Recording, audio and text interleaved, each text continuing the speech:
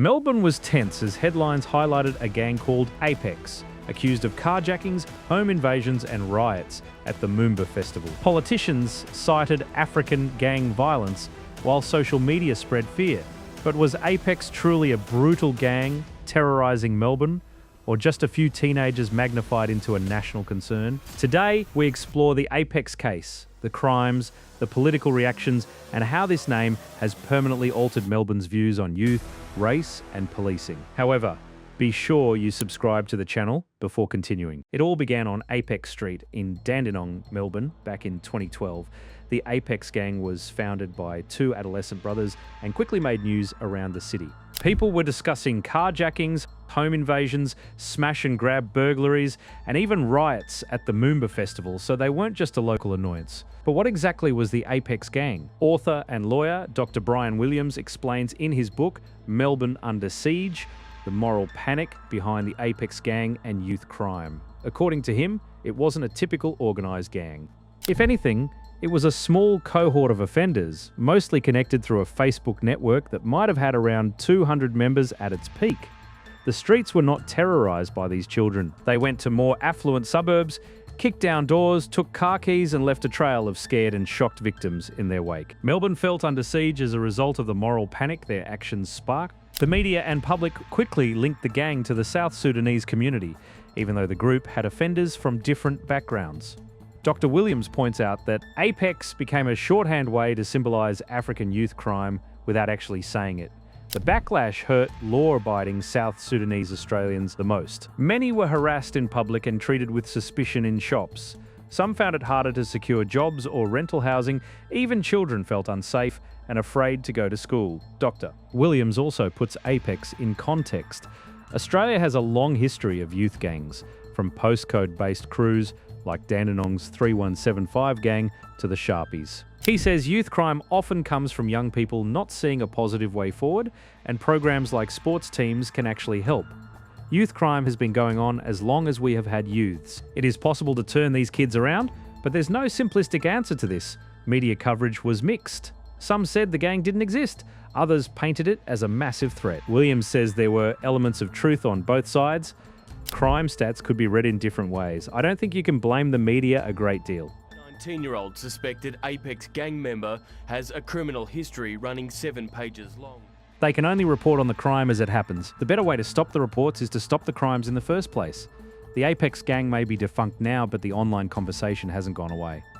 Derogatory comments about African gangs still pop up, and Williams warns about the danger of hate speech. He draws a chilling parallel with the Christchurch tragedy, showing how unchecked words online can lead to real-world violence. Perhaps on social media, people haven't given enough consideration as to what hate speech is and how it impacts people just going about their everyday lives. On the night of 12 March 2016, Melbourne's Moomba Festival, usually a family-friendly event in central Melbourne, erupted into chaos. Brawls broke out among groups of young people, including those of African Australian and Pacific Islander backgrounds. Several incidents of vandalism and disorder were reported, and police used capsicum spray in Federation Square to disperse the crowds. Videos from the night were widely shared online, often highlighting dark-skinned youths confronting police, which fueled a media narrative linking the violence to the so-called Apex gang, alleged to be made up mainly of Sudanese Australian youths. The Herald Sun led the coverage, followed by TV and other newspapers, claiming the gang was behind a surge in local crime. However, local police and surveys of the Sudanese community rejected the idea that the Apex gang actually existed. Researchers describe it as a media-confected crime gang, initially an unstructured group of young people from diverse ethnic backgrounds, but later portrayed as a symbol for Sudanese Australians. Interviews with Sudanese residents between 2017 and 2019 confirmed that the festival violence was exaggerated. Youths of various ethnicities were involved, but media attention focused almost exclusively on people of African origin, reflecting racial bias in reporting.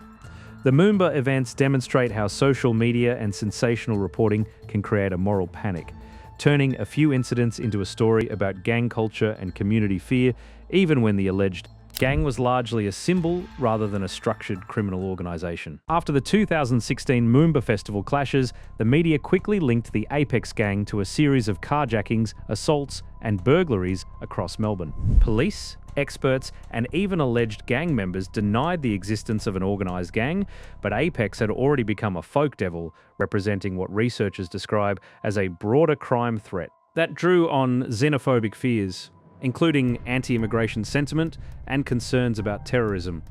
The story was amplified by broadcast media, which used victim testimonies and CCTV footage to support the crimes, with no clear connection to gangs, were often framed as evidence of an out-of-control African gang problem. In July 2016, the Nine Network's A Current Affair suggested that Melbourne residents were arming themselves with baseball bats due to repeated home invasions, portraying the city's criminal justice system as failing.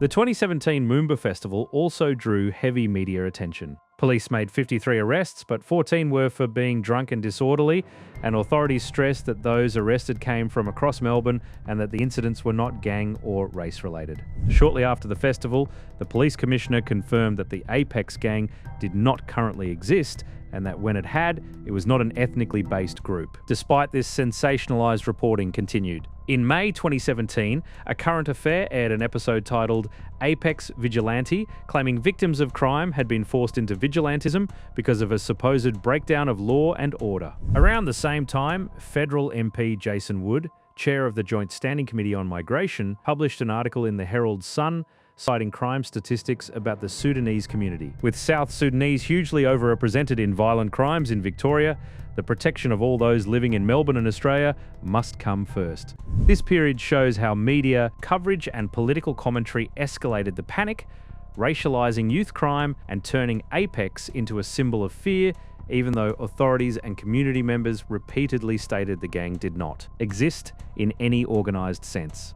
Incidents reignited national debate about the so-called Apex gang. One of the most talked about events was a large fight inside a McDonald's in Werribee. Witnesses and media reports claimed up to 60 youths were involved, with footage and photos quickly circulating online. Many of those involved were described in early reports as being of African appearance, a detail that became central to the public narrative. Shortly after, a house in Tarneit was being used as an Airbnb. The destruction spilled into the surrounding streets, drawing a significant police response and alarming local residents.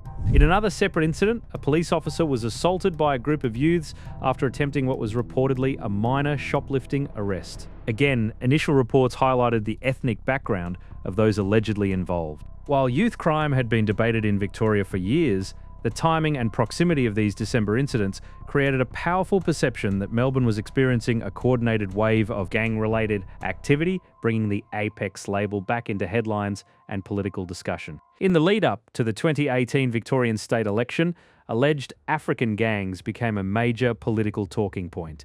Politicians and media frequently linked crime and violence to Sudanese or African youth, despite police and experts repeatedly denying the existence of organised gangs in Melbourne.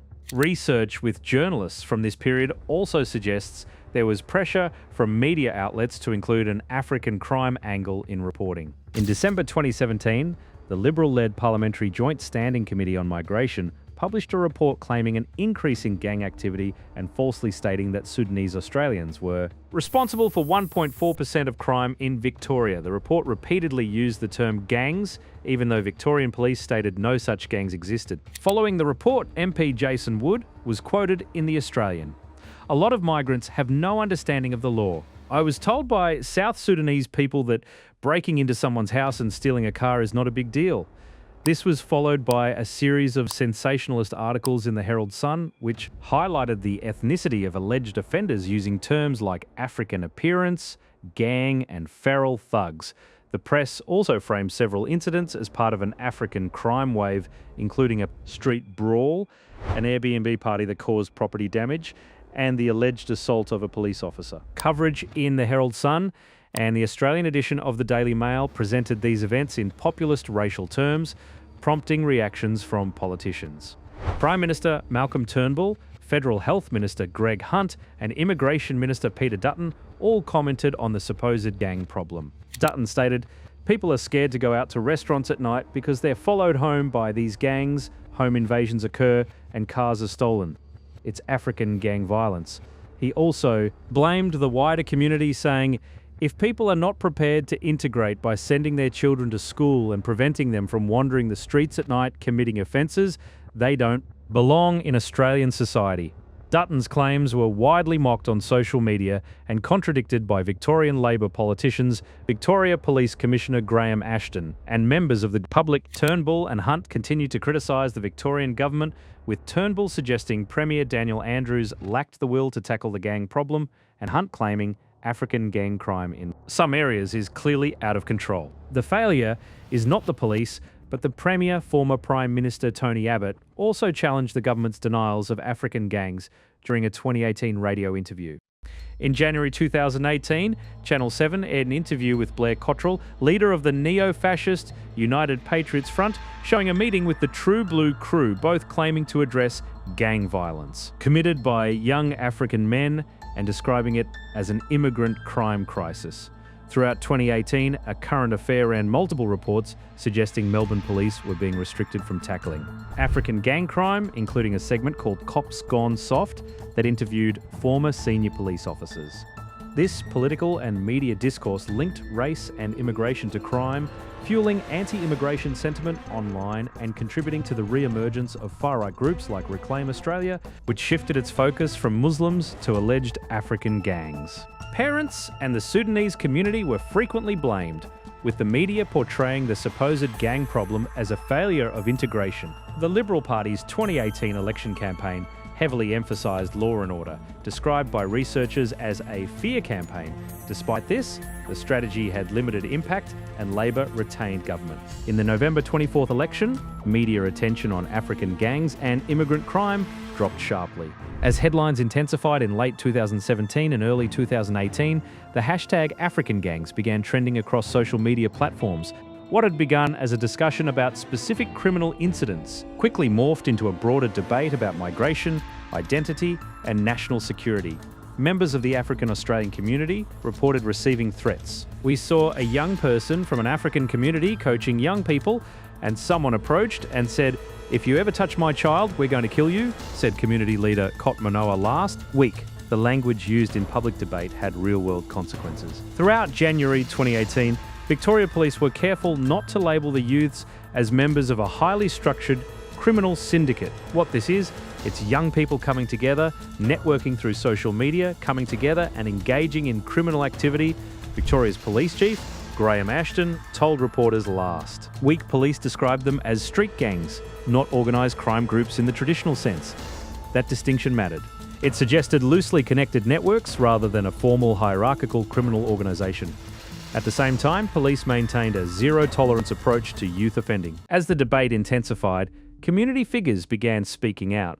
Mr. Manoa, who joined Victoria Police's newly formed task force in early 2018, said the issue needed to be handled responsibly without obviously mixing them with politics or without mixing them with any other messaging.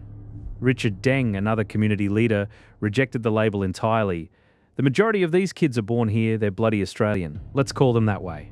Their message was clear, the term African gangs was broad, politically loaded and harmful. Anthony Kelly, Executive Officer of Melbourne's Flemington and Kensington Community Legal Centre, an area with a significant migrant population, argued that the situation had been exaggerated. He wrote that the December 2017 incidents were not the only crimes occurring over December in Melbourne, nor were they the worst, but the attention they are receiving is extraordinary. Victoria does not have a youth crime wave, ethnic or not. Speaking to the BBC, Mr. Kelly suggested one explanation for the apparent spike. Australia was in the middle of its extended summer school holiday period, a time historically associated with increased youth activity.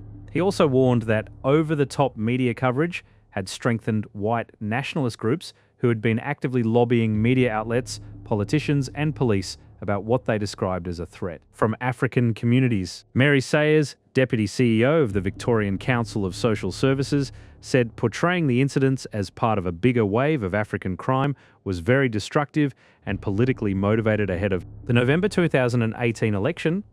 It's actually drumming up this fear that if young African men are gathering, they're a gang. Young white people will get together in shopping centres, but they're not labelled as a gang, Ms. Sayers told the BBC. The apex controversy of 2017-2018 was not just about youth crime. It reshaped how Victoria Police engaged with migrant communities, how politicians framed law and order debates, and how the media reported on ethnicity and crime. It also revealed a deeper tension, the balance between tough enforcement and social intervention. And long after the headlines faded, that debate continued to influence how Melbourne approached youth crime, and how the name Apex would be remembered in Australia's modern policing history. Was Melbourne really under siege, or was the city caught in a storm of fear, politics, and headlines? The name Apex became bigger than any group of teenagers ever was. It shaped elections, fueled national debates about immigration, divided communities, and forced police to rethink how they respond to youth crime. For some, it symbolized lawlessness. For others, it exposed how quickly a narrative can spiral into moral panic. Years later, the controversy still echoes because this wasn't just about crime. It was about race, media influence, power, and how a single label can change a city's story forever. If this breakdown challenged what you thought you knew, subscribe now and turn on notifications for more deep investigations. And tell me in the comments, was Apex a real threat or a manufactured crisis? Let's have that conversation.